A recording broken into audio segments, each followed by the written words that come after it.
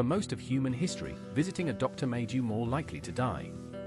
Not slightly more likely, dramatically more likely. In the 1800s, hospitals were so dangerous that surgeons openly admitted patients had better odds surviving at home with no treatment at all. The tools that were supposed to heal people were killing them. And the theories that guided medicine for over 2,000 years were not just wrong, they were catastrophically, systematically wrong in ways that cost hundreds of millions of lives. In the next 10 minutes, you are going to watch the entire arc of medical history unfold, from ancient priests performing rituals on the sick to the revolutionary discoveries that finally made surgery survivable. You will see how smart, well-meaning physicians accidentally murdered their patients for centuries. And we will get to the one discovery that changed everything, a finding so simple, so obvious in hindsight, that the medical establishment initially rejected the man who made it. That story alone will change how you think about expertise and authority forever. Ancient medicine was not primitive guesswork. It was sophisticated, systematic, and deeply wrong.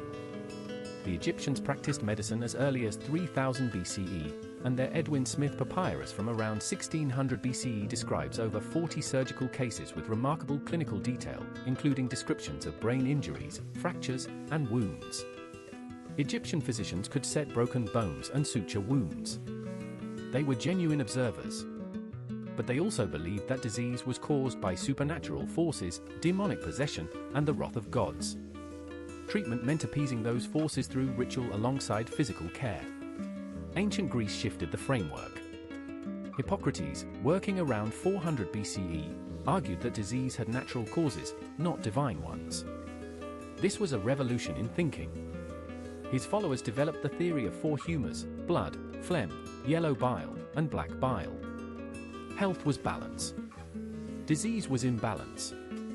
And for over 2,000 years, this theory would dominate Western medicine completely. The problem was not the logic was internally consistent. The problem was that it was wrong. And being wrong with great confidence is the most dangerous position in medicine. The primary treatment derived from humoral theory was bloodletting, deliberately cutting a patient and draining significant quantities of blood to restore humoral balance. This practice lasted from ancient Greece all the way into the 19th century. George Washington died in 1799 after physicians drained approximately 40% of his total blood volume in a single day while treating a throat infection. He was almost certainly killed by his doctors. And those doctors were following the best available medical consensus of their time. Bloodletting was not the only dangerous treatment. Purging, forcing patients to vomit or evacuate their bowels, was equally common. Mercury was prescribed for syphilis and other diseases. The mercury poisoned patients, sometimes fatally. Opium was used extensively, creating dependency. Treatments across history share a common thread: they often address symptoms while dramatically weakening the patient's ability to fight the actual underlying cause of illness. But here is what nobody talks about. Some ancient treatments actually worked. Willow bark, prescribed by physicians in ancient Egypt, Greece, and Mesopotamia for pain and fever, contains salicin, which the body converts to salicylic acid. This is chemically related to aspirin. Ancient healers did not know why it worked. But they had observed, correctly, that it did. Empirical observation, even without theoretical understanding, occasionally produced genuine medicine thousands of years before the science existed to explain it. The medieval period is commonly dismissed as a dark age for medicine, but this requires qualification. Islamic scholars during the 9th through 13th centuries preserved and advanced Greek medical knowledge when much of Europe had lost access to it. Ibn Sina, known in the West as Avicenna, wrote the Canon of Medicine around 1025 CE, a text that remained a standard medical reference in European universities until the 17th century. It described contagious diseases, quarantine, and the relationship between soil and water contamination and illness. Avicenna was centuries ahead of European contemporaries. European medicine in the medieval period maintained the humoral framework, but monasteries preserved medical knowledge and provided care. Surgeons occupied a lower social status than physicians. They worked with their hands, which was considered beneath educated men. Barber surgeons cut hair and performed surgery with equal professional standing. The split between surgery and medicine created a structural problem. The people with theoretical knowledge refused to get their hands dirty, and the people performing operations lacked theoretical training. The Renaissance brought the first serious challenge to the Galenic tradition.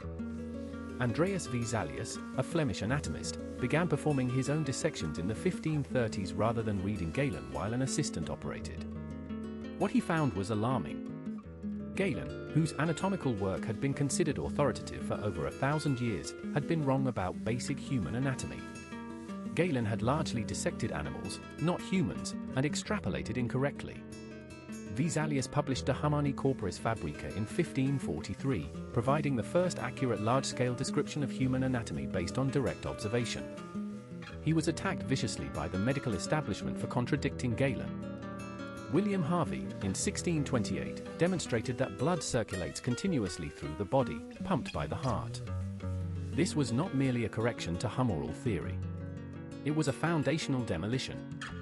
If blood circulates, then the entire logic of bloodletting collapses. Blood is not stagnant fluid to be drained. It is a continuous system. Harvey's work should have ended bloodletting immediately. It did not. Physicians continued draining blood for another 200 years after Harvey proved the practice made no rational sense. This tells you something important about how resistant established practice is to evidence. The germ theory of disease is the single most important development in the history of medicine. The idea that specific microscopic organisms cause specific diseases was proposed seriously by Girolamo Fracastoro in 1546, but the tools to prove it did not exist yet.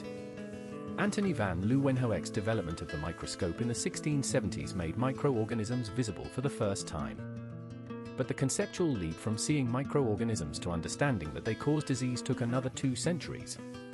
Ignaz Semmelweis, a Hungarian physician working in Vienna in the 1840s, noticed that women giving birth in the ward staffed by medical students had dramatically higher death rates from childbed fever than women in the midwife ward. The difference was staggering, nearly 10% death rate versus under 2%.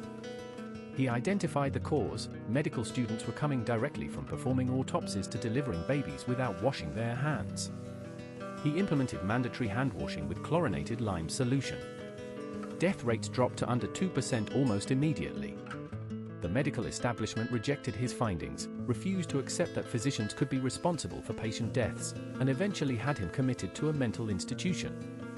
He died there in 1865 from the same infection he had spent his career trying to prevent. Louis Pasteur and Robert Koch, working through the 1860s and 1870s, built the scientific foundation of germ theory systematically. Koch identified the specific bacteria causing tuberculosis, cholera, and anthrax. Pasteur developed vaccines for chicken cholera, anthrax, and rabies. The proof was now irrefutable. Joseph Lister, working with Pasteur's germ theory, introduced antiseptic surgical techniques using carbolic acid in 1867. Surgical. Death rates from infection dropped from nearly 50% to under 15% within years. Surgery had finally become something patients could survive at reasonable odds. The 20th century compressed more medical advancement into a single 100-year period than all previous human history combined. Alexander Fleming discovered penicillin in 1928, accidentally, by noticing that mold had killed bacteria on a contaminated petri dish. By World War II, penicillin was being mass-produced. Infections that had killed humans for millennia became treatable within days. The development of anesthesia in the 1840s had already removed the barrier of pain from surgery. Now infection was controlled. The combination made modern surgical medicine possible. What the history of medicine teaches us is deeply uncomfortable. Confident experts, operating with incoherent theoretical systems, caused enormous harm for centuries while genuinely believing they were helping. The pattern repeats constantly, from bloodletting to mercury to thalidomide. The correction mechanism is not expertise alone. It is systematic observation, recorded data, controlled testing, and institutional willingness to accept evidence that contradicts established practice. Before you go, if you learned something valuable today, hit that like button right now. Subscribe to History Vault YT for a brand new video every single day. We will see you in the next one.